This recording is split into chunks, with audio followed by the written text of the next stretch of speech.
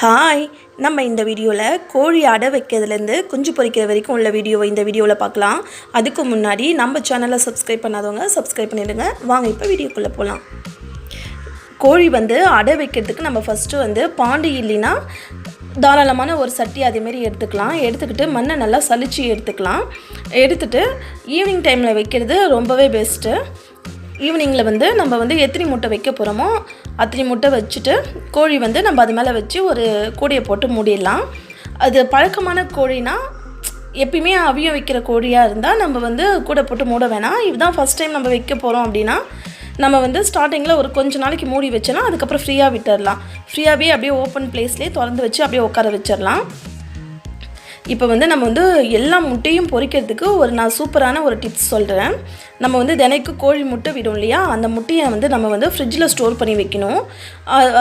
கோழி அவையும் காக்க ஆரம்பிக்கும் போது நம்ம இன்றைக்கி தான் கோழி அவிய வைக்க போகிறோம் அப்படின்னா முட்டையை நம்ம 2 மணி நேரத்துக்கு முன்னாடியே வைக்கிறதுக்கும் 2 மணி நேரத்துக்கு முன்னாடியே எடுத்து நம்ம வெளியில் வச்சிடணும். ஏன்னா அதில் தண்ணி ஃப்ரிட்ஜிலேருந்து எடுத்து வச்சாலே தண்ணி விடும் இல்லையா, அதெல்லாம் தொடச்சி அழகாக வச்சிடணும். அதேமாரி வச்சு நம்ம செஞ்சோன்னா எல்லா முட்டையுமே பொரிக்கும். நான் 12 முட்டை வச்சேன். அதில் ஒரே ஒரு முட்டை மட்டும் லைட்டாக உடஞ்சதுருக்கு, நாங்கள் கவனிக்கல. அது மற்றபடி 11 முட்டையுமே பொரிஞ்சுது எங்களுக்கு. கோழி அடை காக்க வச்சதுலேருந்து 20-21 நாளில் கோழி குஞ்சு எல்லாம் வெளில வந்துடும். 20ஆவது நாள்லேயே எல்லா கோழி குஞ்சும் வந்துடும். அப்படி இல்லைன்னா சில முட்டை கோழி குஞ்சு பொரிஞ்சு வரலைன்னா 21ஆவது நாளில் வரும். லைட்டாக 20ஆவது நாளில் லைட்டாக முட்டை ஓடு லைட்டாக உடஞ்சி வரும். அதை மட்டும் கொஞ்சம் லைட்டாக எடுத்து விட்டால் போதும். ஏன்னா சில குஞ்சால் வர முடியாமல் அங்கே முட்டையிலேயே செத்துடும். அதனால் லைட்டாக நம்ம எடுத்து விட்டாலே வந்துடும்.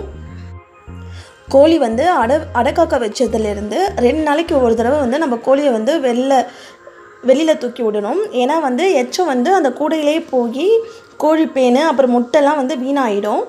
நம்ம 2 நாளைக்கு ஒரு தடவை நம்ம வெளியில் அனுப்பிடணும். அது போய் எச்செல்லாம் வெளியில் போயிட்டு அதுக்கப்புறம் தானவே உக்காந்திக்கும். எறும்பு எதுவும் வராமல் இருக்கிறதுக்காக நான் இந்த கூடையை சுற்றி நான் எறும்பு சாக்பீஸ் கிழிச்சிருக்கேன். நீங்களும் இதே மாதிரி நாட்டுக்கோழி அடை வச்சு பாருங்கள். நல்லா சூப்பராக எல்லா முட்டையுமே பொரியும். நீங்கள் ஃப்ரிட்ஜில் வச்சுட்டு நீங்கள் இதேமாதிரி ட்ரை பண்ணி பார்த்துட்டு கமெண்டில் சொல்லுங்கள். கோழி குஞ்சு பொரிஞ்சு வந்ததுக்கப்புறம் நம்ம இந்த வேஸ்ட்டான முட்டையோட நம்ம ரிமூவ் பண்ணிடணும். ஏன்னா அதோட தலையே அந்த முட்டை ஓடுக்குள்ளே விட்டுட்டு இறக்கிறதுக்கு நிறைய சான்ஸ் இருக்குது. அதனால நம்ம இதை கவனமாக பார்த்துட்டு அதுக்கப்புறம் நம்ம ஓட்டெல்லாம் நம்ம ரிமூவ் பண்ணிடலாம்.